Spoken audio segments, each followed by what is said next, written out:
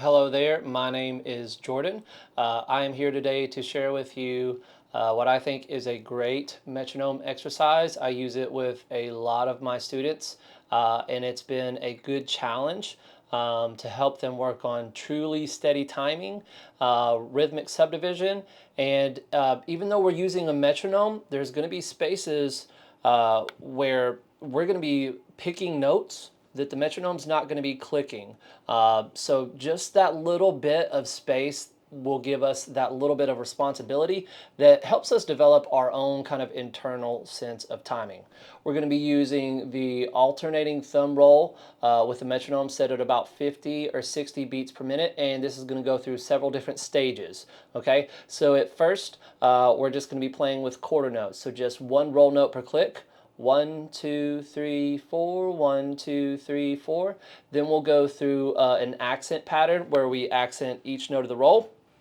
After that, it moves on to playing eighth notes, right? 1 and 2 and 3 and 4 and, right? So where we did just have one roll per measure, we will now have two, and we're still just going to be using the alternating thumb roll, right? It's just happening on different beats, and we count, like I said, those eighth notes, 1 and 2 and 3 and 4 and. Again, we'll go through with an accent pattern, right? And then finally, we'll be playing 16th notes. 1E and a, 2E and a, 3E and a, 4E and a. So the notes end up really 4 times as fast there at the end. What started with as one roll per measure, right? Playing a roll note per click. We are now playing a roll per click, right? So it goes quite a bit faster. And again, we count that 1E and a, 2E and a, 3E and a, 4E and a. And again, we'll go through with the accent pattern there at the end, and that's kind of the final stage of the exercise. So we're adding in the extra beats. But those 1, 2, 3, and 4, those are always happening on the click. It's just the extra beats in between that we're adding. So I'm going to play through it so you can hear it. I think that will help a lot. Counting, so important. If you struggle with timing, counting helps so much. And if playing is tough, just counting it is going to be good with the metronome, right? Just being able to speak in time is a challenge for a lot of people, and that's okay, right? You can get better at it. You can, I promise. And clapping, counting and clapping is another good way for us to get just a really good feel for timing and work on getting better control of the timing, right? This is a lot more natural and easy for us than playing banjo, right? But we can get better at all of it, right? And getting better at the counting and the clapping will help you get better at playing as well. It helps give you awareness, which is so important. All right, I'm going to play through it for you. I've got my metronome set at 60 beats per minute, and I've got it to where it clicks with a slightly different pitch on beat 1. And if you're looking over the tablature in the exercise, you can see there's some measures that don't have anything, right? And that gives us a good chance to kind of mentally reset and count before we actually start playing with these different levels of quarter notes, eighth notes, and 16th notes. All right, here we go.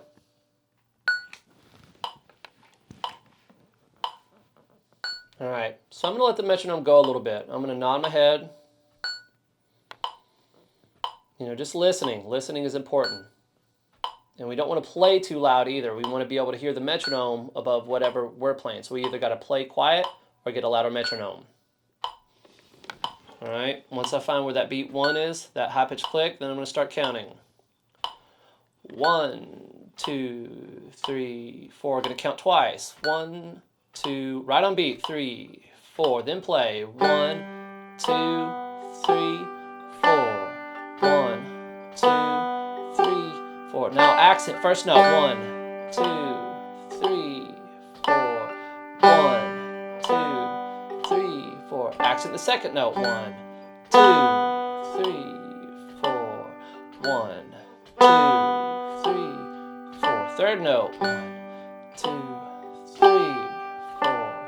1, 2, 3, 4. Fourth note. 1, 2, 3, 4. 1, 2, 3. Now eighth notes. 1 and 2 and 3 and 4 and 1 and 2 and 3 and play and 1 and 2 and 3 and 4 and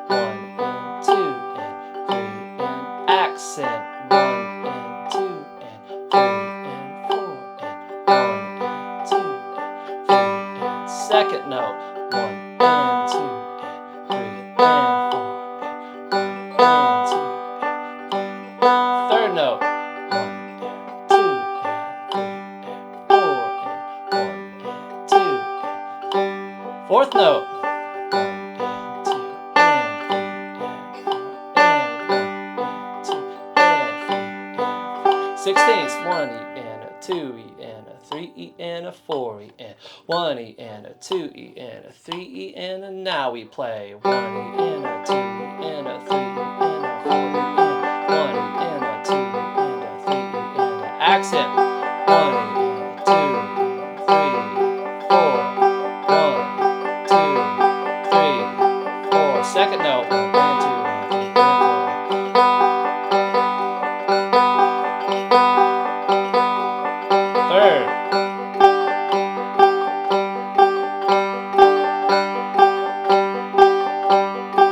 Fourth.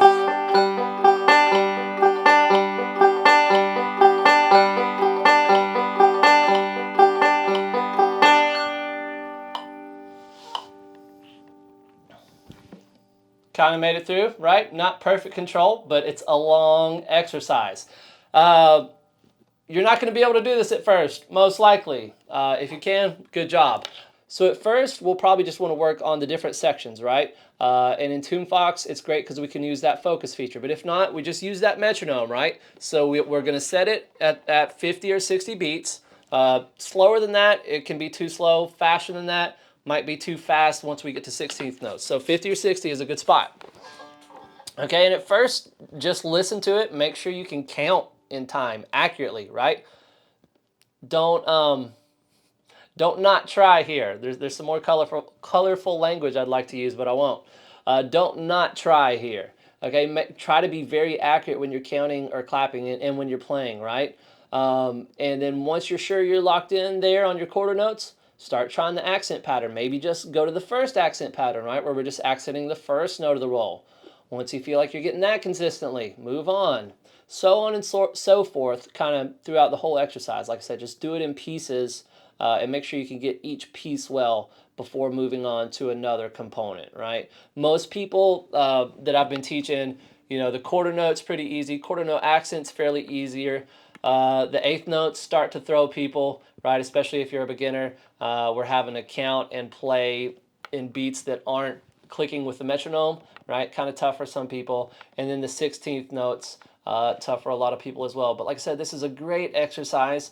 You might not get it in a day. It might take you a couple of months to get really good at it. But once you do get good, you're going to have a great foundation of steady beat and being able to play with the metronome. And one of the skills that we're learning, the biggest skill, well, there's a couple. We're learning to listen as we play, right? We learn to regulate our tempo so that we're not speeding up, we're not slowing down, you know? And if you feel like you're making mistakes, that's okay. That's part of it. What you got to do is, you know, when you're working on these sections, stop, listen, count, play. If you feel like you get off, stop, listen, count, play, right? And as I said, clapping helps a lot too as well. Okay, I hope you guys dig this exercise. I know it'll help. Do it. It's going to be a really good thing for you guys to get control of your steady timing, tempo regulation, and dynamic control as we work on these accents. All right, keep picking and stay tuned.